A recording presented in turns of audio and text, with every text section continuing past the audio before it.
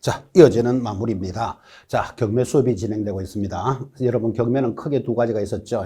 1번 임의경매. 지금 현장에서 일어나는 경매의 90%가 임의경매입니다. 그리고 강제경매라는 종류를 보셨고, 또 그 관련되는 경매의 절차 보셨고, 경매에 관련되는 절차에 따라서 내용이 연결되는데, 자, 이제 7번까지 오면 우리 경매에 있어서는 마무리 파트입니다. 부동산의 인도명도니까, 인도명령이라는 말은, 자, 이제 내가 이 물건을 마음에 들어서 낙찰을 받았다면 대금을 납부하게 되고, 대금을 납부했으니까 소유권이 바뀌었죠.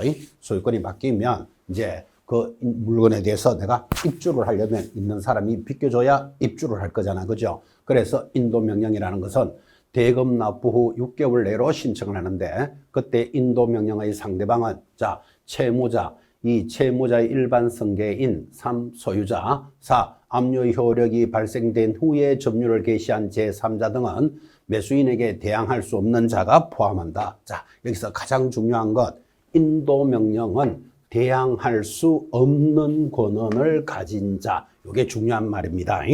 자, 그럼 역으로 말하면 대항할 수 있는 자는 인도 대상이 아니다, 그 말이겠죠. 그죠? 대항할 수 있는 권한을 가질 수 없는 자, 즉 대항력이 없는 자는 인도명령 대상입니다. 자, 관련되는 판례로서 판례는 유치권의 성립 요건인 유치권자의 점유는 직접 점유이든 간접 점유이든 관계없지만, 유치권자는 채무자의 승낙이 없는 이상 그 목적물을 타인에 임대할 수 있는 처분 권한이 없으므로, 유치권자의 그러한 임대 행위는 소유자의 처분 권한을 침해하는 것으로서 소유자에게 그 임차인의 점유는 낙찰자에게 대항할 수 있는 권한에 기한 것이라고 볼 수는 없다. 즉 한마디로 말하면 명도 대상이다, 그런 뜻이에요. 그래서 여러분들이 정리하실 때는 대항할 수 없는 자는 무슨 대상이다? 인도 대상인데, 대항력이 있으면 명도 대상이다 라는 판례입니다. 자, 그렇게 해서 인도명령 하는 것도 정리가 되었다면, 이제 절차 7번째 인도명도까지 보셨다면 경매의 모든 절차를 다 보셨죠. 자, 오늘 수업에서는 여러분에게 이 민사집행법, 옛날에 경매는 민사소송법이었습니다. 근데 지금은 이제 민사집행법이니까 이 민사집행법에서 우리 경매에 관련되는 내용이 중요한 사항이 바뀐 부분들을 정리해 보는 시간, 그래서 아주 좋은 내용들이 연결이 될 겁니다. 자, 지금 경매를 함에 있어서 민사집행법상 바뀐 내용들입니다. 경매에 관련되는 중요 규정으로서 제목 기억하셔야 됩니다. 미등기 건물도 집행할 수 있습니다. 자, 등기가 되어야만 경매 등기가 들어갈 수 있으니까 등기가 되는 건물만 경매를 할 수 있었는데, 이렇게 되니까 채무자들이, 돈 갚아야 되는 사람들이 악용을 하더라고요. 자기 건물은 있으면서 등기를 안 해. 소유권 보존 등기를 왜 안 하는가 하면, 내 등기하면 돈 받을 자들이 벌떼같이 달려들 거니까. 그래서 아예 내 모든 권리나 월세는 내가 받지만 내 이름으로 등기를 안 해놓습니다. 자, 이런 악질의 채무자를 관리하기 위해서 무슨 제도가 도입되었다? 미등기 건물도 집행할 수 있습니다. 제목 기억하셔야 되죠. 미등기 건물 중 건축법에 의한 건축 신고 또는 건축 허가는 마쳤으나 사용 승인을 받지 아니하여 보존 등기를 마치지 못한 건물에 대해서는 그 실체를 인정하여 부동산 집행 방법에 따라 뭐 할 수 있다? 강제 집행할 수 있다. 그러니까 여러분들은 미등기 건물도 경매할 수 있다, 이 말을 하나 익히셔야 됩니다. 배당 요구 종기가 변경이 됩니다. 자, 낙찰 허가 결정 전까지 있었던 배당 요구 신청 철회 기간도, 자, 최초 입찰기일 이전까지로 바뀝니다. 이거 날짜도 중요합니다. 배당 요구 종기는 언제입니까? 최초 입찰기일 이전으로 합니다. 그래서 배당 요구 종기를 첫 매각기일 이전으로 앞당기고, 전세권, 주택 임차권의 소멸 여부를 매각기일 이전에 확정할 수 있게 하여 경매에 참가자들이 매각 조건이 확정된 상태에서 경매에 참석할 수 있도록 함으로써 경매 제도의 활성화를 도모하고 있다.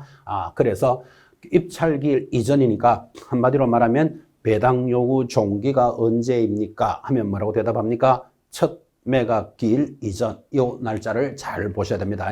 이렇게 개정이 되고 요게 시험에도 잘 들어옵니다. 자, 민사집행법에서 경매가 바뀐 부분들을 보고 있습니다.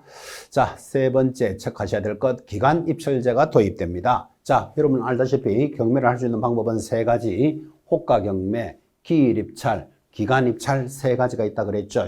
그래서 이번에 기간 입찰제가 도입이 되었다 그 말이에요.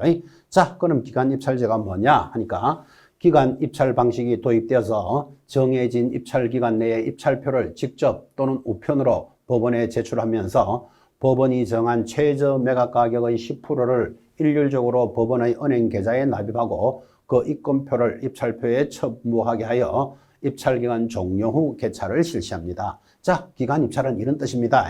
자, 지금 4월 15일 경매합니다. 이렇게 날짜를 잡아서 하는 것을 기일 입찰이라 그랬잖아. 그죠? 이렇게 기일 입찰을 하게 되면 불편한 게 뭔가 하면, 자, 이게 제주도에 있는 물건이다. 그러면 기간 입찰을, 기일 입찰을 하게 되면 여러분들은 4월 15일 제주도를 가야만 경매를 받을 수 있잖아. 그죠? 근데 이것을 기간 입찰을 하겠다. 이 말이에요. 그럼 기간 입찰을 한다는 말은 4월 15일 하는 것을 예를 들면 4월 1일에서 4월 10일까지 기간을 주고 이 기간 안에 은행에다가 입찰금을 보증을 보내서 4월 15일 뚜껑을 열게 되면 기간 입찰을 하게 되면 직접 제주도까지 가지 않고도 경매를 할 수 있게 되더라. 그런 뜻이에요. 그래서 무슨 제도가 도입되었다? 기간 입찰이라는 게 도입이 됩니다. 자, 그래서 특징이 이러한 기간 입찰제는 다른 사람의 매수 신청 유무와 그 신청액을 추정하는 것이 불가능해짐으로써 일반 국민들의 적극적인 매수를 유도할 수 있고 경매 브로커의 건재를 가져올 수 있어 매각 가격의 적정화를 기대할 수 있고 원격지가 멀리 있는 이 말이죠. 거주자 등도 경매에 참석할 수 있도록 해줬습니다. 그래서 제주도에 있는 물건을 그날 꼭 가지 않고도 기간을 입찰하면 그 기간 중에 입찰을 하게 해서 경매를 더 활성화하겠다라는 제도가 도입이 되었습니다. 물론 이렇게 돼 있더라도 지금 현재 날짜를 정해서 하는 기일 입찰제가 99%입니다. 99%. 그리고 일정한 부분에 대해서 기간 입찰제를 함으로써 이제 불편한 점은 없고 뭐 단점은 없을까 지금 국가가 진행을 해보고 있습니다. 어쨌든 여러분들은 기간 입찰제도 있다는 건 기억하셔야 됩니다. 자, 바뀐 내용으로서 4번입니다. 1기일 2회 입찰제가 도입됐습니다. 자, 1기일 하루에 2번 입찰을 하겠다. 그죠? 왜 이런 제도가 도입되는가 하면 여러분 이렇게 기일 입찰을 하다 보면 4월 15일 경매합니다. 보통 경매가 아침 10시부터 진행이 됩니다. 그럼 10시부터 진행이 되는데 아무도 사러 오는 사람이 없다. 그 말은 우리가 유찰되었다 이 말이에요. 자, 유찰되면 다시 날짜를 잡아야 되잖아요. 그럼 날짜를 다시 잡아서 다시 공고하고 지정 통지하는데 한 달 더 걸립니다. 그래서 한번 유찰이 되면 최소한 서너 달이 가야 되는데 이거를 1기일에 오후 2시에 한 번 더 하겠다. 1기일 2번 입찰제를 하면 경매 절차를 줄일 수 있겠죠. 그죠? 그래서 이번 민사집행법에서는 1기일 2회 입찰제가 도입이 되었다. 그런 뜻이에요. 종전에는 동일 물건에 대해 하루 한 번 매각을 실시하여 유찰이 되면 약 1개월 후에 새로운 기간을 정하여 최저 매각의 저감하여 새 매각을 실시하였으나 이제는 제1회 매각기일에 유찰이 되면 같은 날 오후 2시에 2회 입찰제를 실시하여 신속한 환가절자로서 채권자 권리구제를 신속하게 받을 수 있고 채무자는 이자 부담과 경매 비용의 증가를 막을 수 있도록 제도가 도입됐습니다. 그래서 하루 한 번 하던 것을 하루 2번 제도가 도입되는데 원래 유찰이 되면 30% DC를 했었잖아. 그죠? 근데 그날 오후에 할 때는 30% DC는 없다. 그 말이에요. 만약에 1기일 2회 입찰제에서 오후에 할 때도 저감을 만약에 하게 되면 이런 모습이 생기겠죠. 반장이 나와서 야, 오후 2시 새로 할 거니까 전부 적어내지 마세요. 그래서 유찰을 시키면 오후에 30% DC에서 합시다. 이런 문제가 생길 수 있으니까 오후에 할 때는 저감하는 저감률은 없다. 그래서 거기 최저 매각 가격의 저감 없이라는 뜻은 그런 뜻이에요. 어쨌든 하루에 2번 경매를 할 수 있도록 진행을 해주겠다. 취지였습니다. 자, 5번째 바뀐 내용입니다. 매각 허가 결정에 대해서 보증 공탁 대상이 확대가 됩니다. 매각 허가 결정에 대해서 항고를 제기하는 모든 항고인은 아까 살짝 보셨죠? 낙찰 대금의 10% 이거 중요합니다. 그래서 즉시 항고를 하고자 할 때는 낙찰 대금의 10%에 해당되는 보증금을 공탁하는데 항고가 기각이 되면 항고인 중 채무자와 소유자는 보증금을 반환받지 못하며 이는 배당재단에 귀속됩니다. 자, 이로써 항고의 남용, 고의적으로 항고하는 것을 방지하고 항고심의 심리 지연을 방지하여 집행 절차의 신속성을 도모할 수 있도록 해주었습니다. 그래서 우리는 이것을 매각 허가 결정에 대한 항고에 대한 보정 공탁 대상이 확대가 됐다라는 취지. 자, 6번째, 인도 명령 대상이 확대가 됩니다. 자, 경매의 마지막 절차로서 인도 명령은 좀 전에도 살짝 공부하셨지만 대항력이 없는 자는 모두 인도 대상이다 라는 거 잠깐 들은 바 있죠. 그래서 인도 명령 대상이 확대가 되는데 경매 부동산의 인도 명령 대상을 권원이 없는 매수인에게 대항할 수 없는, 그 대항할 수 없는 자는 모든 점유자로 확대하여 매각 허가 결정이 확정이 되면 매수자는 즉시 대금을 지급하고 간편한 방법으로 부동산을 인도받을 수 있도록 하였습니다. 그래서 인도 명령 대상이 확대되었다라는 제목은 기억하셔야 됩니다. 그때 법원은 매수인이 대금을 낸 뒤 6개월 내로 신청을 하면 채무자, 소유자 또는 부동산 점유자에 대해서 부동산을 매수인에게 인도하도록 명령할 수 있고, 다만 점유자가 매수인에게 대항할 수 있는 권한에 의해서 점유하고 있는 것으로 인정되는 경우에는 그러하지 아니하다라는 말은 뭐한다 그랬죠? 명도 대상이다까지를 정리해 본 적이 있습니다. 그래서 여러분들은 인도 명령 대상이 확대됐다는 말은 대항력 없는 자는 모두 다 인도 명령을 신청하겠다. 그죠? 대항력 없는 인도 명령을 신청하되 대항력이 있으면 뭐한다? 명도 대상을 하는데 대항력이 없는 자라도 6개월 내로 신청해야지 인도 명령이 된다라는 취지입니다. 가볍게 확인하시고, 자, 주요 개정 내용은 제목 정도를 기억하는 데 의미를 가지시기 바랍니다.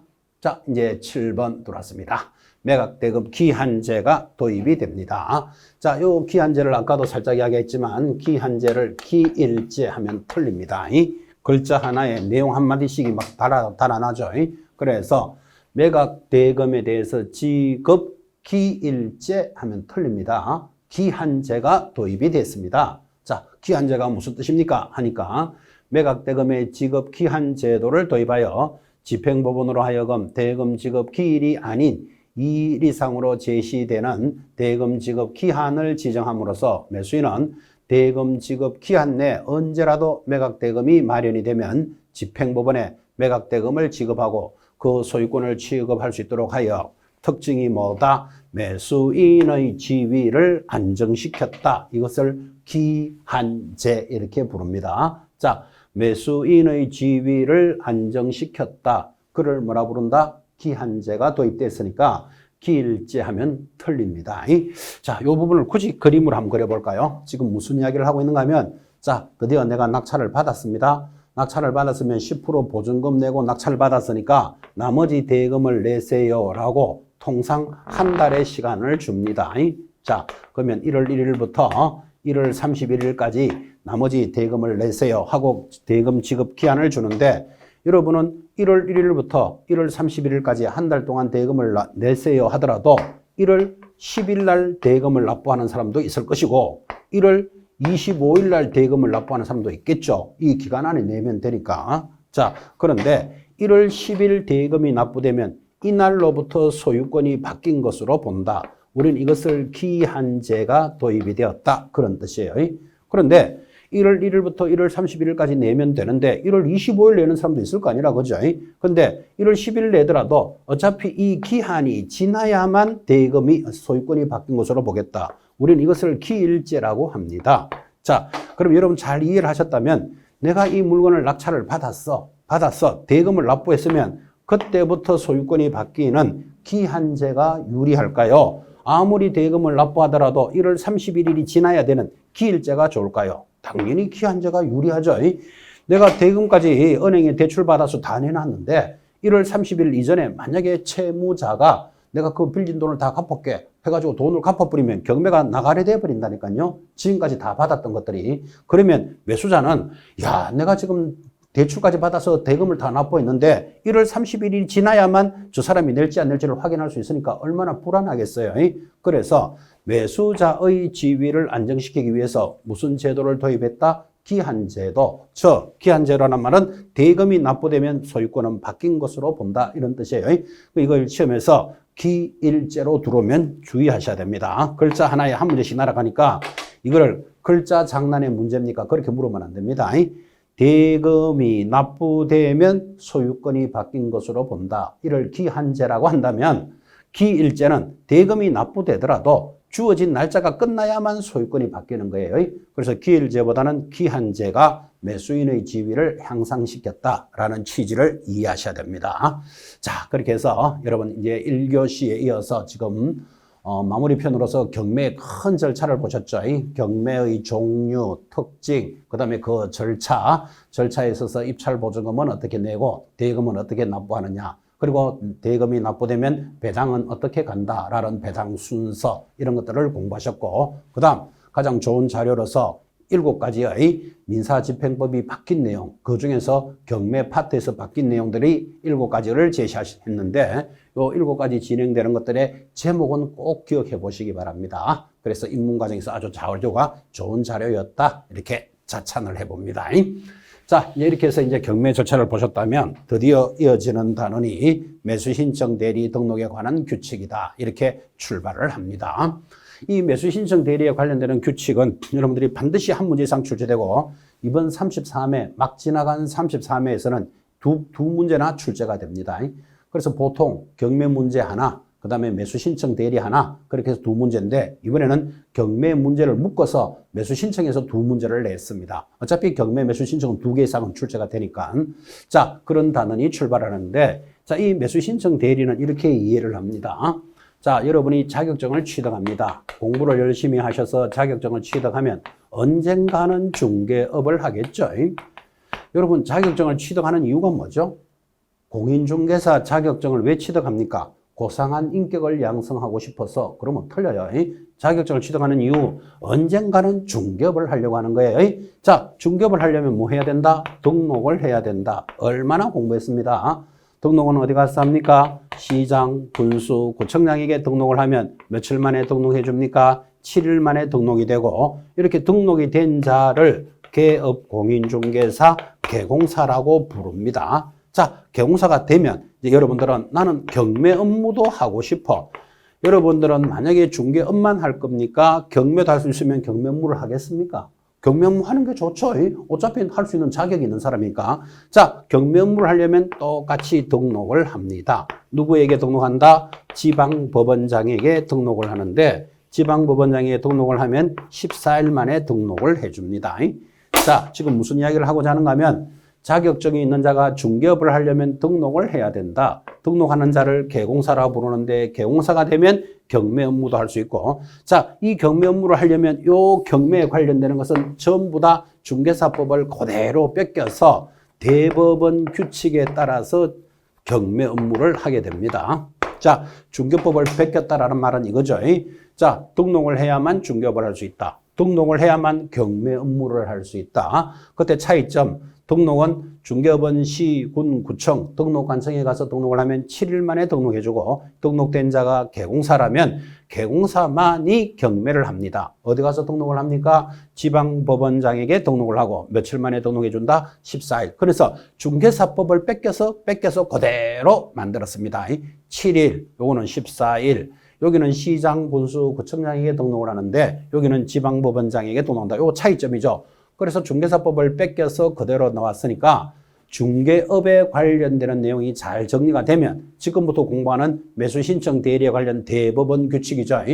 그래서 매수신청 대리에 관련되는 규칙을 대법원 규칙이라고 중개사법을 그대로 뺏겨서 만들었습니다.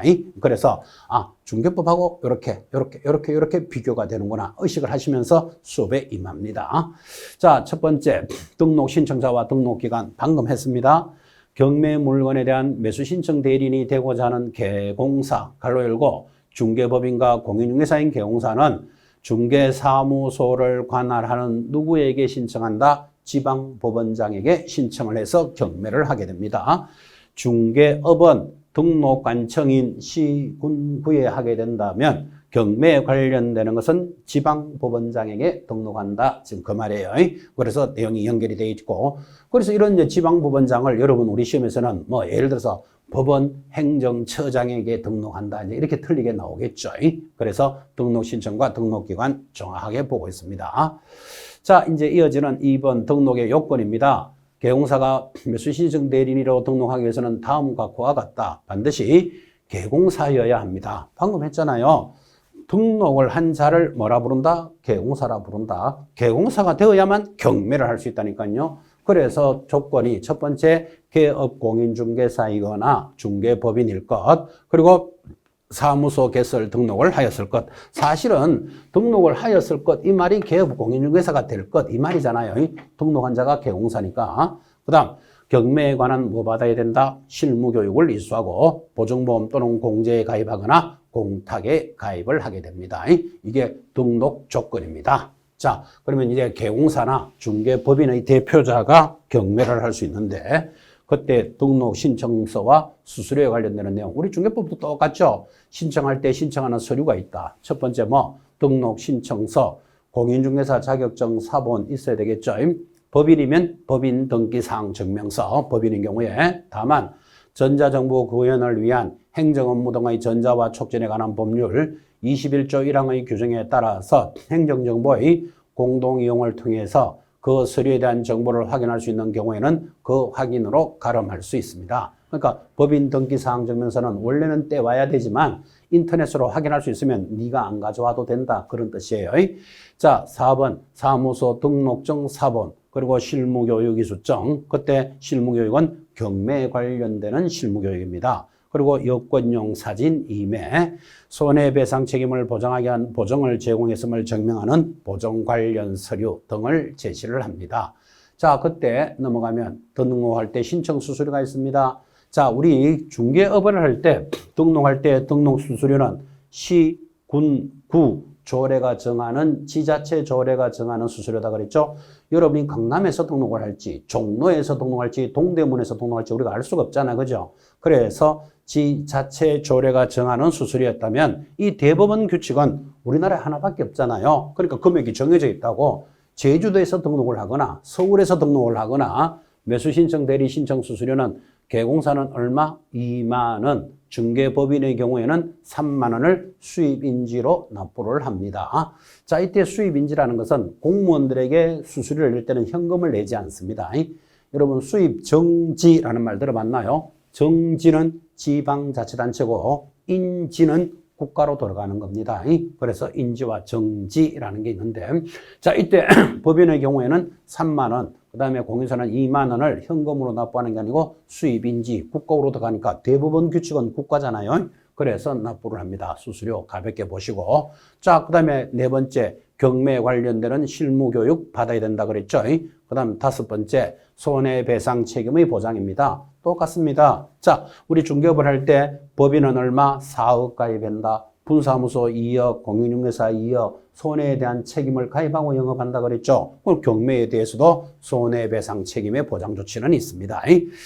자, 이렇게 해서 이제 등록이 되면 여섯 번째 경매 신청 업무 대리인의 업무 범위가 나타나는데, 이거 시험에 잘 나옵니다. 양이 좀 많죠? 업무의 범위 모두 7가지. 어떻게 기억합니까? 매수 신청 보증의 제공, 보, 입찰표 작성 제출, 입, 차순위 매수 신고, 차, 그리고 매수 신청 보증을 돌려줄 것을 신청하는 행위, 보, 공유자 우선 매수, 임차인의 우선 매수 제도, 공유자 또는 임대주택의 임차인의 우선 매수 신고에 따라 차순위가 신고할 때 그 지위를 포기하는 행위도 할 수 있다. 자, 그래서 매수 신청 대리인의 업무 범위 보, 임, 차, 보, 공, 임, 포 하여 7가지를 익히셔야 됩니다. 굉장히 시험에 잘 나옵니다. 자, 그래서 경매로서 매수 신청 대리인이 등록이 되었다면 할 수 있는 업무 범위는 모두 몇 가지? 7가지입니다. 자, 매수 신청 보증의 제공. 경매를 받아주려면 보증금 계공사가 대신 낼 수 있어야 되겠죠. 그래서 보증금 제공하는 행위 할 수 있다. 그때 보증금을 제공하면 입찰표를 작성 제출해 줘야 되겠죠. 그 입찰표 작성 제출. 그리고 만약에 1등으로 신청이 안 되면 차순위 매수 신고도 해줄 수 있다. 그 다음 차순위 매수 신고가 미련이 없다. 우리는 1등을 못했으니까 보증금 받고 나가겠소. 그럴 보증금을 반환해 주는 행위도 신청할 수 있습니다. 다섯 번째 공유자 우선 매수할 수 있고, 여섯 번째 임차인의 임대주택에 대해서 우선 매수. 이런 5번과 6번이죠. 즉 공유자나 임대주택이 매수인의 우수신고 매수인에 따라 차순위 매수신고인으로 보게 되는 경우 차순위 매수신고인의 지위를 포기하는 행위도 해줄 수 있다. 그래서 보, 임, 차, 보, 공, 임, 포라는 매수신청 업무의 범위 7가지는 좀 양이 많더라도 익히셔야 됩니다. 이 단원에서는 제일 핵심입니다. 매수신청을 해줄 수 있는 범위 다시 앞으로 꾸준히 익혀나가셔야 됩니다. 뭐라고요? 보, 임, 차, 보, 공, 임, 포. 자, 이렇게 해서 보, 임, 차, 보, 공, 임, 포라는 7가지 행위를 해줄 수 있는데 나는 내 머리로는 도저히 7가지는 해결 못하겠다. 그러면 못 해주는 걸 한번 기억해 보시기 바랍니다. 대표적으로 해줄 수 없는 거 예를 들면 명도 소송을 제기할 수 있다. 인도 명령을 제기해 준다. 또는 대금을 납부할 수 있다. 이런 말은 없잖아요. 배당 요구를 신청할 수 있다. 이런 말도 없죠. 그래서 보, 입, 차, 보, 공, 임, 포를 기억하든지 못하는 걸 기억해 놓든지 객관식 문제는 어차피 4개 놓고 아닌 하나 들어오겠죠. 그래서 이 매수신청 대리 업무의 범위는 많이 강조합니다. 꼭 기억해 놓으셔야 됩니다. 자, 그래서 7가지 보, 임, 차, 보, 공, 임, 포를 반드시 해야 되는데 자, 매수신청의 보증은 크게 설명할 필요 없죠. 경매를 하려면 당연히 보증금 대행 제공돼야 되고 또 입찰표 작성 제출해야 됩니다. 차순위 매수신고는 2등을 신고하는 거라 그랬죠. 그래서 이런 이야기 했습니다. 자, 여러분 이 물건이 경매 나왔다고 칩시다. 그러면 최저 매각 가격이 최저가가 1억이라고 칩시다. 그럼 최저가가 1억인데 1억 이상 적어내는 사람에게 팔겠다. 이게 경매죠. 최저가가 1억인데 나는 마음에 들어서 1억 4천에 적어냈어요. 할 때 보증금을 내는데 보증금은 최저 매각 가격의 10%죠. 그럼 1억에 10%면 얼마? 1,000만 원을 내고 신청을 했는데 자, 근데 어떤 사람은 1억 4,500에 적어낸 사람이 있다고 칩시다. 이 사람도 보증금은 1,000만 원 냈겠죠. 자, 그러면 우리는 1억 4천에 적어냈으니까 나가래 되었잖아요. 그래서 나가래가 되면 자, 보증금을 돌려줄 것, 그래서 돌려받아서 나가서 다른 물건을 다시 받아도 되지만 혹시 이 1등 된 자가 대금을 안 내는 수가 생긴다 그랬죠. 대금을 안 내면 재매각을 해야 되니까 혹시 1등이 안 내면 내가 당첨된 걸로 해주세요. 그걸 뭐라고 부른다? 차순위 매수신고랍니다. 2등도 신고할 수 있다 이 말이에요. 그때 차순위는 그냥 막 되는 것이 아니고 최고가 금액 1억 4,500에서 보증금을 뺀 금액. 자, 1억 4,500에서 보증금 1,000 빼면 얼마? 1억 3,500이죠. 1억 3,500 이상 적어내고 2등 해야 돼. 그럼 우리는 얼마 적어냈죠? 1억 4천이니까 요거 차순위 할 수 있잖아. 그죠? 요 부분을 좀 잘 보셔야 됩니다.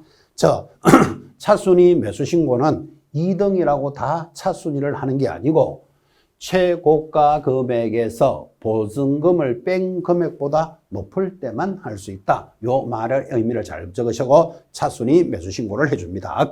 그 다음 매수시청 보증의 돌려줄 것을 신청하는 행위. 차순위가 미련이 없어. 나 그럼 그 보증금 받고 나가서 다른 거 받을 거야. 그러면 보증금을 돌려받는 것도 신청하는 행위도 할 수 있습니다.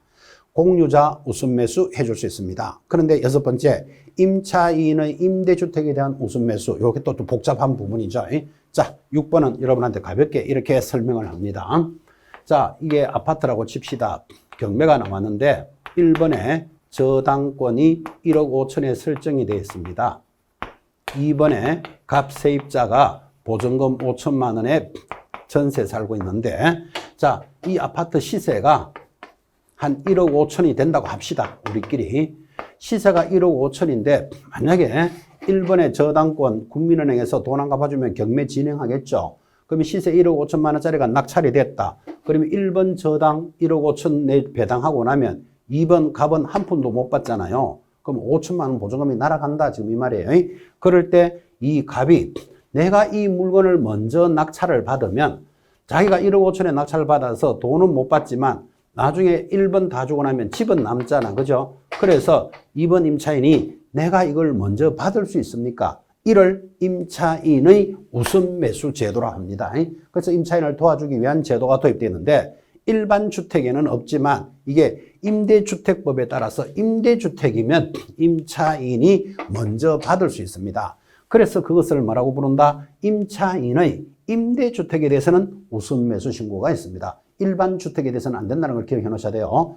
그런데 우리가 밖에 나가보면 자, 세입자 입장에서 내가 아파트에 세를 살고 있는데 우리 아파트가 경매 처분되면 세입자인 내가 제일 먼저 받을 수 있습니다. 이렇게 생각하는 사람 의외로 많습니다. 일반 주택에 대해서는 안 되고 어디에 된다고요? 임대주택에 대해서는 된다니까 그죠? 임대주택에 대해서 우선매수 제도가 도입이 되어 있습니다. 그래서 우선매수가 두 개 있죠. 공유자의 우선매수가 있고 임차인의 우선매수 제도가 있습니다. 자, 이렇게 해서 우선매수 제도 두 개가 있으면 여기 보시다시피 공유자 또는 임대주택 임차인의 우선매수 신고에 대해서 차순위 매수신고인, 즉 이동으로 툭 떨어지는 사람을 차순위 매수신고인으로 보게 되면 그 차순위 매수신고인의 지위를 포기하는 행위도 해줄 수 있다. 어차피 2등으로 내려가 있어 봤자 자기가 낙찰받을 가능성이 별로 없어요. 그러면 그 행위를 포기하는 행위도 해줄 수 있다는 취지입니다. 자, 그래서 다시 정리하면 매수신청 대리인의 업무 범위는 아주 중요합니다. 그래서 여러분들이 암기하실 때 보, 임, 차, 보, 공, 임, 포를 기억하셔야 됩니다. 보임차보 공임포를 기억하는데 이 내용이 많으면 최소한 여기 해당되지 않는 거, 예를 들어서 인도 명령을 신청할 수 있는 범위는 들어가지 않잖아요. 또는 명도 소송을 해줄 수 있다, 이런 범위는 들어가지 않잖아요. 또는 대금을 납부할 수 있다, 이런 말은 없다를 기억하시는데, 자, 매수신청 대리인의 업무 범위 보임차보 공임포가 많거든 못해주는 것을 기억해보라, 이런 뜻이에요. 그래서 앞으로 경매를 꾸준히 진행하시면서 매수신청 대리 업무의 범위는 여러분들이 아주 중요하게 관리를 할 것입니다. 자, 다 정리하면 이겁니다. 자격증을 취득한 여러분이 중개업을 하려면 등록을 해야 되고, 등록이 된 개공사가 경매 업무를 할 수 있는데 경매 업무도 똑같이 등록을 하게 됩니다. 어디에? 지방법원장에게. 그래서 우리 중개사법을 뺏겨서 그대로 만들었으니까 중개사법과 차이 나는 부분이 시험에 나온다, 그런 뜻이에요. 물론 이제 이 대법원 규칙 경매 업무를 진행하려면 일단 중개사법이 안정이 돼 있어야 되겠죠. 그러니까 초반기에는 매수 신청은 크게 공부하지는 않습니다. 왜 그런가 하면 중개법이 아직 정리도 안 됐는데 비교하는 게 어렵잖아, 그죠? 그런데 중개사법을 만들어서 뺏겼다는 것 입문 과정에서 가볍게 확인하시고, 가장 중요한 매수 신청 대리의 업무 범위인 보임차보 공임포는 꼭 기억해 놓으시기 바랍니다. 자, 이렇게 해서 이제 이번 입문 과정의 전체를 마무리했습니다. 자, 우리 제1편에서 공인중개사 법령하는 부분을 한번 느껴보셨습니까? 제2편에서 부동산 거래 신고제, 거기 부동산 거래 신고제와 더불어 외국인 부동산 취득, 토지 거래 허가제, 이런 것들이 중요하게 공부를 했죠. 그 다음 제3편이 중개 실무편인데, 오늘 우리 3편 실무편에서는 뭐 주택임대차라든지 상가임대차, 명의신탁에 관한 내용 등등이 연결이 돼 있지만, 그래도 여러분이 제일 관심도 많으신 경매와 그 경매를 하기 위한 매수신청 대리에 대해서 가볍게 입문해서 접목을 했습니다. 자, 이제 기본 과정에 다시 중개사 법령 첫 페이지부터 출발하겠죠. 여기서부터가 우리 이제 인강드림의 수업 범위가 출발을 한다, 이렇게 보시고 가볍게 입문 과정을 마무리해 봅니다. 자, 원래 34회를 준비하는 여러분 수험생들의 건성을 기원합니다. 대단히 수고하셨습니다.